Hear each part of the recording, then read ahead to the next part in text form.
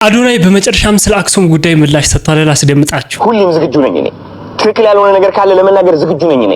ግን እወቁልኝ አንድ አዶናይ ነኝ። በጣም ብዙ ኮንተንት ክሬተሮች፣ በጣም ብዙ ታዋቂ ሰዎች ድምጽ አልሆኑም። ፍትህ ለእህትና ለወንድሞቼ መጠየቁ ምኑ ጋር ነው ችግሩ? እንግዲህ ለረመዳን አዲስ ቻሌንጅ ልንጀምር ነው። የአስቤዛ ቻሌንጅ ማለት ነው። ለዚህ ታላቅ ተጫዋች ለፕላኔታችን ምርጡ ተጫዋች ሁላችንም ቆመን እያጨበጨብን እንገኛለን። ሰኔና ሰኞ ባተን ሰኔና ሰኞ በ6 በ7 ወይም በ11 ዓመት አንዴ ይገጥማሉ ይለናል አለማየሁ ገላጋይ። ሰላም እንዴት አላችሁልኝ ውድ ቤተሰቦቼ? እኔ በጣም ደህና ነኝ።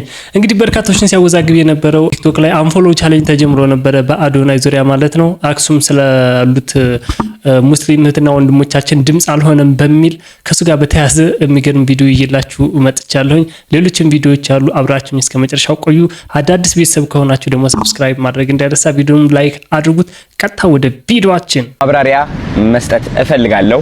በጣም ብዙ ሰዎች በአዶናይ ተናደዋል። በጣም ብዙ ሰዎች በአዶናይ ተከፍተዋል። ለምንድን ነው ይህ ሁሉ እየተፈጠረ ያለው ብዬ ራሴን ስጠይቅ እኔ የምወደው ነገር ስለራሴ ሁሌም ከሌላ ሰው ጫማ ሆኜ ራሴን መመልከት እፈልጋለሁ። ለምን ያ ሰው እንደዛ እንደተሰማው ሰዎች መውቀስ ብቻ ሳይሆን አይ ቲንክ መረዳት ትልቅነት ነው ብዬ ስለማስብ ማለት ነው። እና ለምንድን ነው እነዚህ ሰዎች በአዶናይ እንደዚህ የተናደዱት ብዬ ቁጭ ብዬ ሳስበው ከነሱ ጫማ ሆኜ እነዚህ ሰዎች ከኔ በጣም ብዙ ነገሮች ይጠብቃሉ። እንግዲህ ባለኝ እይታ ጋይስ እንደምታውቁት አንድ ቪዲዮ ስለቅ ኦልሞስት አብዛኛው ጊዜ ከ500,000 ቪው በላይ አለኝ፣ ከ500,000 በላይ እይታ አለኝና ይህ ሁሉ እይታ ሲመለከቱ እንግዲህ ድምጽ እንደሆንላቸው ይፈልጋሉ። ምክንያቱም አዶናይ ተናገረ ማለት ከ500,000 በላይ ሰዎች ወዲያውኑ ይህ ነገር እየተፈጠረ እንደሆነ ያውቃሉ ማለት ነው። ገባችሁ? ስለዚህ እነዚህ ሰዎች በእኔ ሲናደዱ ካለኝ እይታ አንፃር ካለኝ ታዋቂነት አንፃር እያገናዘቡ እንደሆነ ገብቶኛል ማለት ነው። ነገር ግን አለመግባባቱ የተፈጠረው የቱ ጋር ነው ብዬ ማስበው እኔ አይ ቲንክ ብዙዎቻችሁ የአዶናይ ህይወት ምን እንደሚመስል አልገባችሁም። ልንገራችሁ። እኔ እንግዲህ ወደ 6 ልጆች አሉኝ። ኦኬ እኔ ማግዛቸው እኔ ሰፖርት ማረጋቸው ህይወታቸው ወደ ኋላ እንደማይመለስ ለማረጋገጥ ማረጋቸው ነገሮች ልገልጽላችሁ አልችልም። ልጁ በጣም ብልህ ነው፣ ተረድቷቸዋል። ራሱን በሰው ጫማ ውስጥ አድርጎ እንዴት መረዳት እንደሚቻል ተናግሯል። መግቢያው ላይ ቪዲዮ ላይ እንዳያችሁት እንድታቆልኝ እፈልጋለሁ። አዶናይ በየቀኑ ቪዲዮ ሲለቅ በየቀኑ ስራ ሲሰራ እነዚህ ልጆች ላለማስራብ ነው። እነዚህ ልጆች ገንዘብ ሲጠይቁኝ የለኝም ላለማለት ነው። የቤት ኪራይ የምከፍለውን ላለማጣት ነው። ተረዳችሁኝ? ህይወቴን ለማቃናት እየሞከርኩ ያለው ሰው ነኝ። ይህ ነገር እንዴት አድርጎ ነው ከአርሲና ከአክሱም ጋር የሚያገናኘው ብላችሁ እየጠየቃችሁኝ ከሆነ ጋይስ እናንተ እንደምታስቡት ያክል ቲክቶክ ላይ እየገባው ስክሮል የማረግበት ጊዜ የለኝም። አብዛኛው ጊዜ ቀረጻ ላይ ነኝ እኔ። ኦፍ ኮርስ ገብቼ ስክሮል አረጋለሁ። ስክሮል ሳረግ ግን የሚመጡልኝ ቪዲዮዎች እናንተ ከምታስቡት ተቃራኒ አይነት ቪዲዮዎች ናቸው። because እኔ የምመለከተው አብዛኛው ቪዲዮ የውጭ ሀገር ቪዲዮዎች ስለሆኑ ስለ አርሲ የሰማሁትም ቲክቶክ ላይቭ ገብቼ ላይቭ ላይ ገብተው አርሲ እያሉኝ ብዙ ሰዎች ምንድነው እየተፈጠረ ያለው ሰምቼ ነበር። አርሲ ሲባል ግን እንዳሰብኩት ያክል ይሄን ያክል በቃ ይሆናል አለ ከባድ አልመሰለኝም ነበር እኔ ማለት ነው። ከዛ ገብቼ ዜናዎችን ሳነብ ስሰማ ምን ላይ ደረስኩኝ? ኦኬ የነገር መሰማት ስላለበት ቪዲዮ መስራት አለብኝ የሚል ሐሳብ መጣ። ቪዲዮም ሰራው። ተረዳችሁኝ አይደለ? ከዛ በኋላ ግን የተፈጠረው ነገር ምንድነው? አዶናይ ለምንድነው አንተ ስለ አርሲ ሰርተ ስለ አክሱም የማትሰራው? አክሱም ላይ ስለተፈጠረው ነገር ለምንድነው ድምጽ የማትሆንም ብለው በጣም ብዙ ሰዎች ተቆጡ። በጣም ብዙ ሰዎች ስሜታቸውን ገለጹ። በጣም ብዙ ሰዎች ሰድበውኛል። ስህተቱ እዚህ ጋር ነው ያለው። ማለት እናንተንም ለመውቀስ ብዬ ሳይሆን እኔን አትሊስት እንኳን ስለሆነ ነገር ማሳወቅ ከፈለጋችሁ ትክክለኛ በሆነ ስነ ስርዓት ባለው መንገድ ቢሆን ደስ ይለኝ ነበር። እናንተ ብዙዎቻችሁ ስለ አክሱም እንዲሰማላችሁ የጠየቃችሁበት መንገድ ትክክለኛ መንገድ አይደለም። እኔን በማውደቅ አይደለም ድምጻችሁን የምታሰሙት። እናንተ አዶናይ እንደ ወንድማችሁ ብታማክሩት ኖሮ እሱም እንደ ወንድማችሁ ሆኖ መደረግ ያለበትን ነገር አይቶ ያደርጋል። ችግር የለውም። ቀጣይ ብናስተካክለው ብዬ ማስበው የሆነ ነገር ካጋጠመ ወደ አዶናይ እየመጣችሁ መሳደብ አይደለም ያለባችሁ። እኔ ለራሴ ህይወቴ ለመቀየር እየሞከርኩ ያለው ልጅ ነኝ። ነገር በመፈጠሩ ብቻ እንኳን በቃ ላይክ አንዳንድ ሉዝ ማረጋቸው ስራዎች አሉ። የማልፈልገው አይነት እንትን ውስጥ ይከተኛል። ተረዳችሁኝ? ስለዚህ እኔ የምፈልገው ምንድነው ድምጽ አልሆንም እያልኩኝ አይደለም፣ ግን የምንግባባበት መንገድ እንቀይረው። ወደ ወቀሳ ወደ ስድብ አንግባ። ብዙዎቻችሁ ኮሜንት ላይ ገብታችሁ የሰደባችሁ ሰዎች እንኳን ቪዲዮም አልሰራችሁም። ስለ አርሲ ይሁን ስለ አክሱም የሰራችሁት ቪዲዮ ምንም የለም። እሱም ላይ ስለተፈጠረው ነገር አርሲ ላይ ስለተፈጠረው ነገር ድምጽ ለመሆን ዝግጁ ነኝ እኔ። ቪዲዮ ላይ እንግዲህ እንደሰማችሁት ለተበደሉ ሰዎች ፍትህ ለሚያስፈልጋቸው ሰዎች ድምጽ ከመሆን ወደኋላ አልልም ብሏል። ትንሽ የተበሳጭ ይመስላል። ቢበሳጭም አትፈርዱበትም። ምክንያቱም እኔ አሁን አንዳንድ ጊዜ ምን እንደው ታውቃላችሁ ኢትዮጵያውያን እንትናችንን ተቃውሟችን ወይም ድምጻችን የምንገልጽበት መንገድ ትንሽ ለየት ይላል። አሁን ባይገርማችሁ አሁን ቲክቶክ ላይ አንፎሎ ዘመቻ በአዶናይ ላይ ከመጀመሩ አሁን በፊት አርሲ ላይ ስለተፈጠረው ችግር ራሱ ዘግይቷል ተብሎ እሱ ብቻ አይሰራም ተብሎ በክርስቲያን በተመሳሳይ ወንድሞችና እህቶቻችን ተቃውሞ ሲቀርብበት ነበር። ያንን ነገር ግን ምላሽ ከሰጠ በኋላ እንደገና ወደ ምን ተቀየረ? ሙስሊምትና ወንድሞቻችን ደግሞ ለኛ ድምጽ ሳትሰጥ እኔ አንድ ነገር ያልገባኝ ነገር ሙስሊም ወንድሞቻችንና እህቶቻችን በርካቶች እንደተናገሩት አንድ ነገር ስታደርጉ ለሌላ ሰው እንዲደረግላችሁ ፈልጋችሁ አይደለም። ይሄ በክርስትና የምታስተምሩም በእስልምና የምታስተምሩም እንደዛ ነው። ሰውን ስትወዱት የሆነ ኢንሪተርን ፈልጋችሁ መሆን የለበትም። አርሲ ላይ የተጎዱት የኛ ወንድሞቻችን ናቸው፣ ኢትዮጵያውያኖች ናቸው። አክሱም ላይ እንዳይሰግዱ ደግሞ ቦታ ተከልክለዋል የሚለው የኛው የራሳችን እህቶቻችንና ወንድሞቻችን ነው።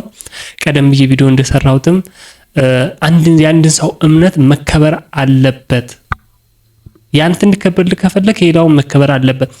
ግን አሁን ይሄ ማገናኘት ለምን አስፈለገ? ሙስሊም እህቶችና ወንድሞቻችን አርሲውን አውግዛችኋል። አልመታደር ሆኖ ሐሳባችን የምንገልጽበት መንገድ ትክክል አይደለም። እንደሰማችሁት አሁን ዱባይ ነው ያለሁት እኔ የሚመጡልኝ ፎሎ ፔጅ ላይ ራሱ የተለያየ ነገር ነው ብሏል። በኢንቦክስ ወይም በተለያየ መንገድ ማሳወቅ ይቻል ነበረ። ከዛም የተሻለ ሰብአዊነት ቢሰማንም ጥሩ ነበረ። ያው ሰው ስለሆነ ነገሮች ሲደጋገሙ ይደብራል። ኔጌቲቭ ቶውት እየተደጋገመ በሄደ ቁጥር የማዳከም አቅም አለውና በመናገሩ በመተንፈሱ እጅግ በጣም ጥሩ ነው። ወደፊት ደግሞ ፍትህ ለአክሱም ላይ ላሉ ሙስሊም ወንድምና እህቶቻችን የሚገባቸውን ነገር ማግኘት አለባቸው ብሎ ቪዲዮ እንደሚሰራ እርግጠኛ ነኝ። እንደተናገረው በተያያዘ ጆን ዳንኤልም እንግዲህ ፍትህ ለአክሱምና ለአርሲ ብሏል። ቤተሰቦቼ ፍትህ ለእህትና ለወንድሞቼ መጠየቁ ምኑ ጋር ነው ችግሩ? ፍትህ ለአክሱም እህት ወንድሞቼና ፍትህ ለአርሲ እህት ወንድሞቼ ብዬ የሰራሁትን ቪዲዮ ሪፖርት አድርገው አስጠፍተውብኛል። እንዲሁም ደግሞ አካውንቴን እንደምታዩት እንግዲህ ዋርኒንግ ላይ አድርገውታል። ይሄ ሲዘጋ 3ኛ አካውንት ነው። ምንድነው ጥፋቱ? ፍትህ መጠየቅ ለእህት ለወንድሞቼ።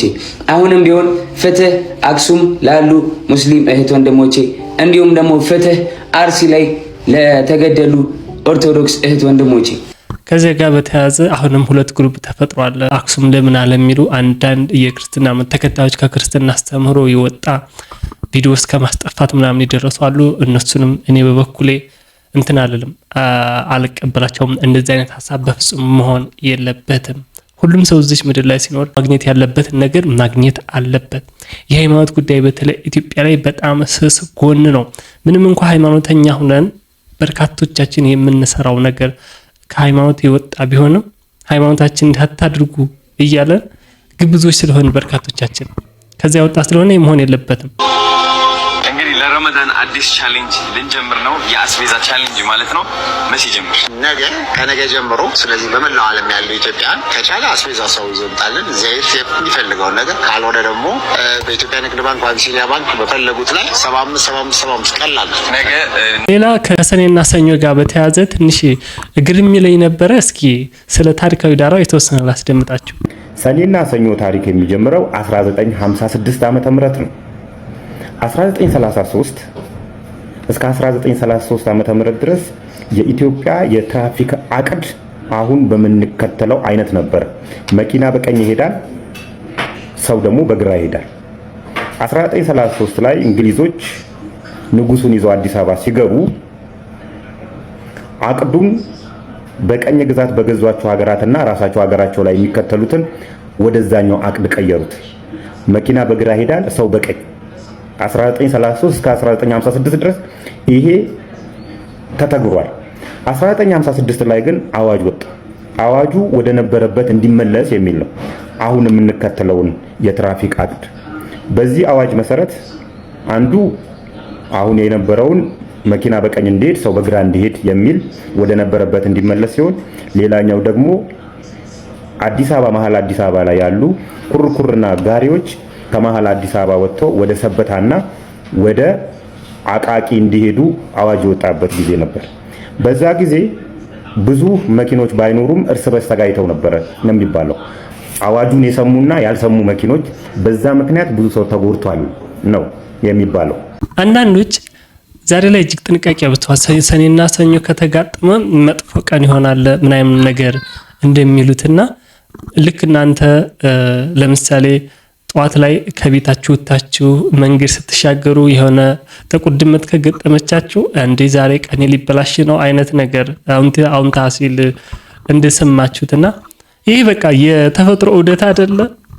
እንደኛ ሀገር እኮ እምነታችን ሌላ ደግሞ የሆነ ከመጥፎ ከባድ ነገር የምናገናኘው ነገር እምነታችን ትክክለኛ ከሆነ ይሄ ተፈጥሮ ነው። ኔቸር ራሷ ኦርደሯን ጠብቃ የምትሄድበት ነገር ነው። ለማንኛውም ለሳተ ይዤላችሁ የቀረበው አጠር ያለች ቪዲዮችን ትመስል ነበር። እጅግ አድርጌ ወዳችኋለሁ።